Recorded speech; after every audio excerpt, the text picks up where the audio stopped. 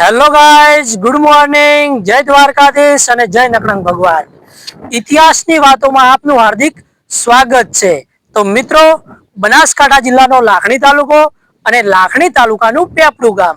તો આજે આપણે જવાનું છે પેપડું ગામે નકળંગ ભગવાનના મંદિરે અને નકળંગ ભગવાનનો ઇતિહાસ જાણવાનો છે. તો મિત્રો, બન્યા રહેજો વિડીયોની સાથે. હું તમને બતાવીશ નકળંગ ભગવાનનો સંપૂર્ણ ઇતિહાસ. મિત્રો, બનાસકાંઠાના લાખણી તાલુકામાં આવેલ પેપડું ગામ સાથે વર્ષો જૂનો ઇતિહાસ જોડાયેલો છે.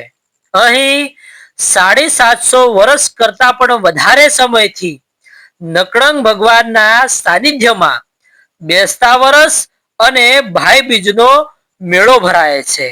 નકળંગ ધામ પેપડુંમાં ગુજરાત જ નહીં પણ ભારતભરમાંથી લોકો દર્શન કરવા માટે આવતા હોય છે. પેપડુંનો ઇતિહાસ રાજસ્થાનના રાજ પરિવાર સાથે જોડાયેલો છે.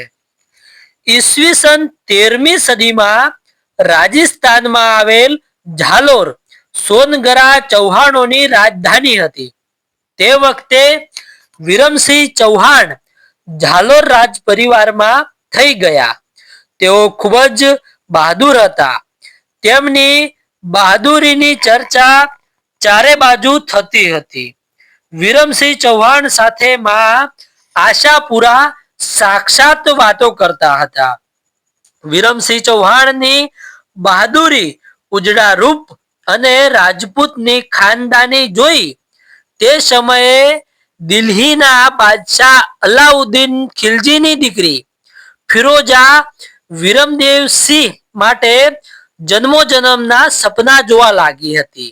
પણ જ્યારે વિરમસિંહ સમક્ષ લગ્નનો પ્રસ્તાવ મૂકવામાં આવ્યો ત્યારે વિરમસિંહે ફિરોજા વિધર્મી હોવાથી, એક તુર્કી હોવાથી તેને લગ્નની ના પાડી. તેની જાણ બાદશાહને થતા તેણે ઝાલોર ઉપર યુદ્ધ કર્યું, ઝાલોર ઉપર ચઢાઈ કરી, જેમાં વિરમસિંહ ચૌહાણને પોતાની હારના એધાણ વર્તાવા લાગ્યા. તેથી તેમણે પોતાની નાની દીકરી ચોથબાને તેમના ગુરુ નાથબાપજીને સોંપી અને તેનું રક્ષણ કરવાનું કહ્યું. ચોથબાને સાથે લઈ નાથબાપજી ગુજરાત રાજ્યના બનાસકાંઠા જિલ્લાના લાખણી તાલુકાના પેપડું ગામે આવ્યા અને અહીંયા 750 વર્ષ પહેલા નકળંગ ભગવાનનો પાઠ કર્યો અને 12 બીજના ધણી પાઠે પધાર્યા અને ત્યારથી માંડીને આજ સુધી દર બીજે નકળંગ ભગવાનના સાનિધ્યમાં મેળો ભરાય છે.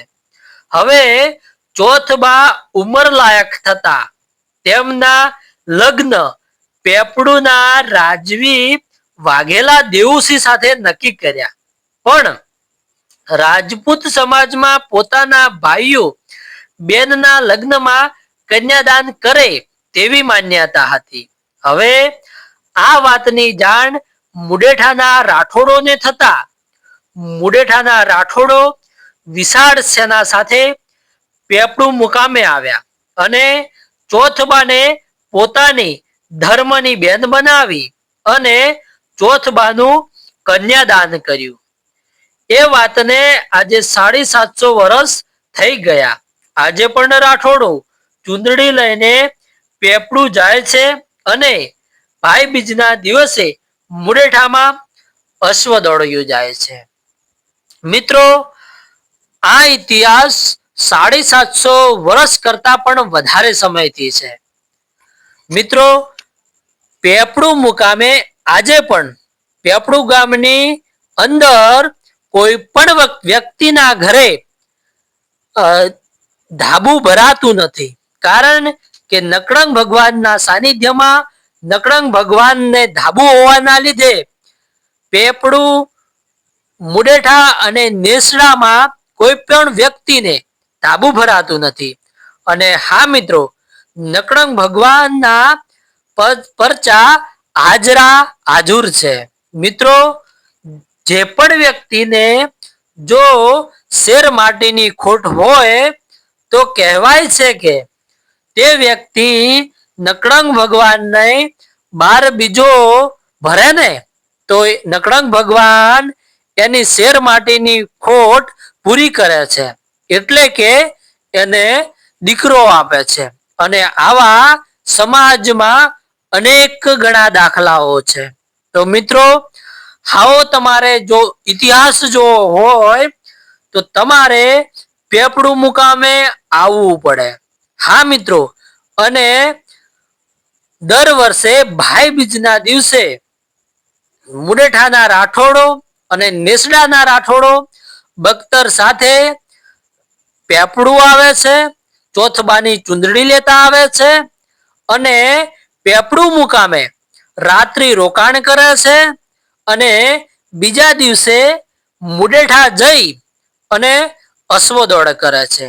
તો મિત્રો, જો તમે આ ઇતિહાસ જોવા માંગતા હોય, લાઈવ જોવા માંગતા હોય ને તો એક વાર તમારે પેપડું અને મુડેઠા આવવું પડે. હા મિત્રો, તો આ તો પેપડું ગામ અને નકળંગ ભગવાનનો ઇતિહાસ. અને જો મિત્રો આ વિડીયો તમને પસંદ આવે તો લાઈક, શેર અને ચેનલને સબસ્ક્રાઇબ કરવાનું ના ભૂલતા. જય નકળંગ ભગવાન. આપણે મળીશું બીજા વિડીયોની સાથે.